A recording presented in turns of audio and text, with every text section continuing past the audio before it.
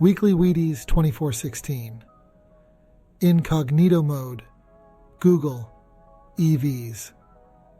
Fonts. Navigating the web's cookie jar with incognito mode. Since talking about VPN's last newsletter, I wanted to talk about something in the same theme of topics included in web browsers. Incognito mode, sometimes called in private mode. Either way, they both do the same thing, allow private browsing.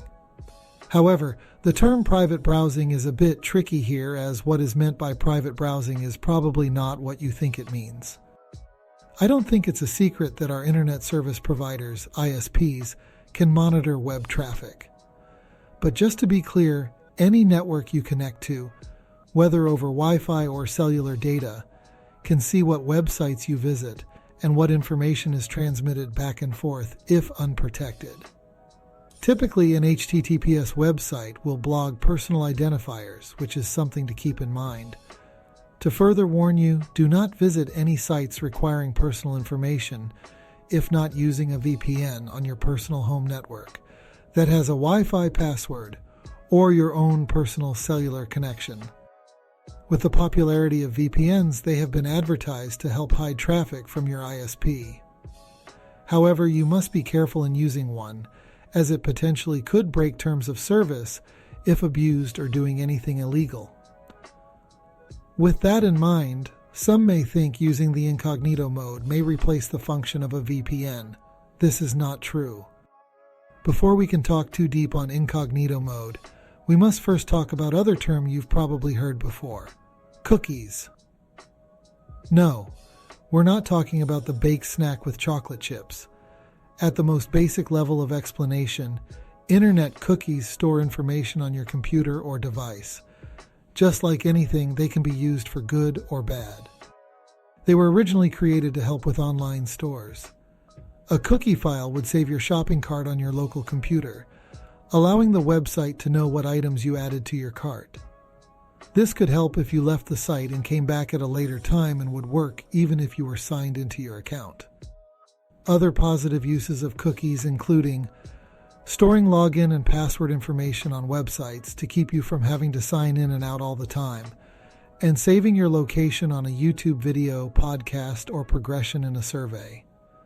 Ultimately, they help websites track your location and information specific to the website you're on.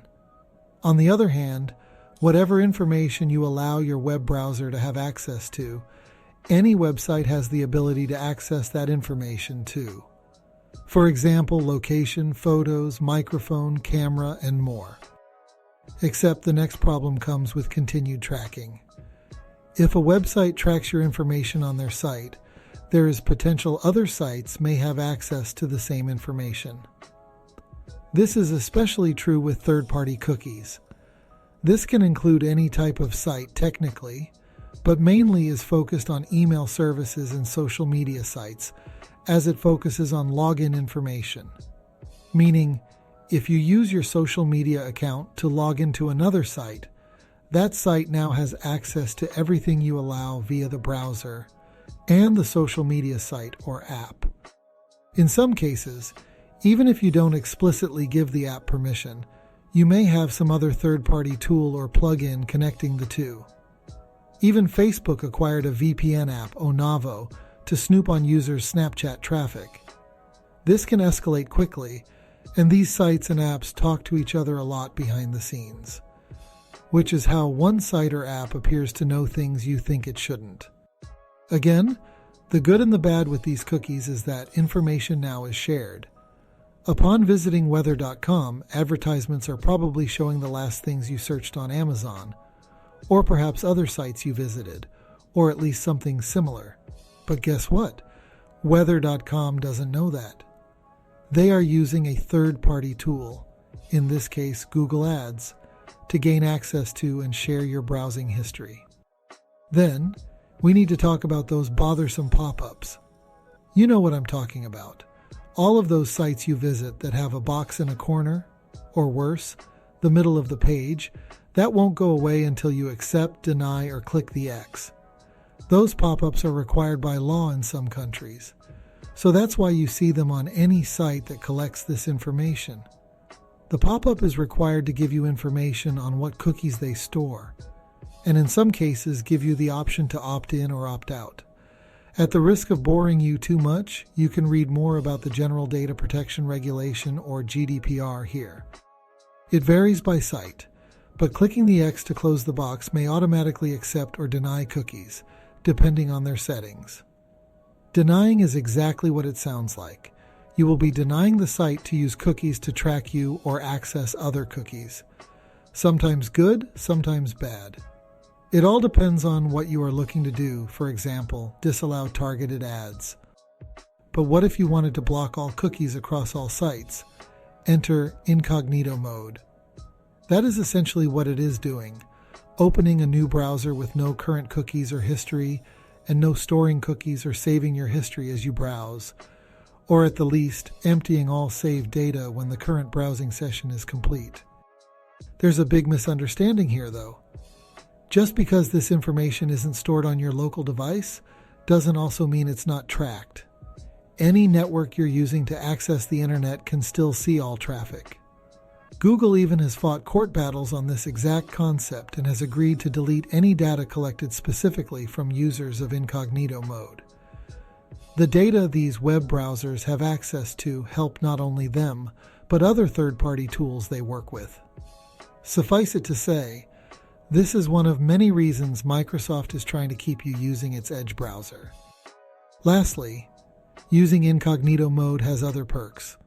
I suggest using it if accessing the internet on any public computer or device. It can also be a great troubleshooting tool. For example, if you have suspicion of a website, or the internet in general may be down, Incognito mode can help with verification. If cookies become corrupted, they may cause issues when launching a browsing window. This is one reason it may be useful to clear your cookies and browsing history every so often. See how to disable cookies on your browser here. Do you allow, deny, or eat your cookies?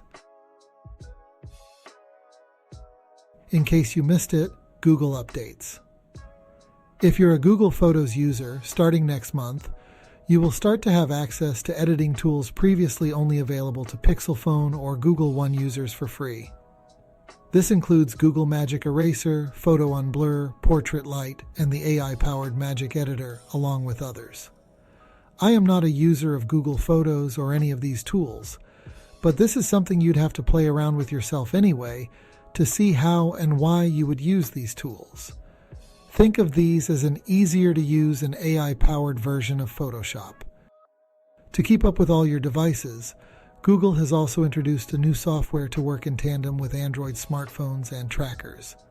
Find My device on the Android OS will work similar to the Apple counterpart of the Find My network.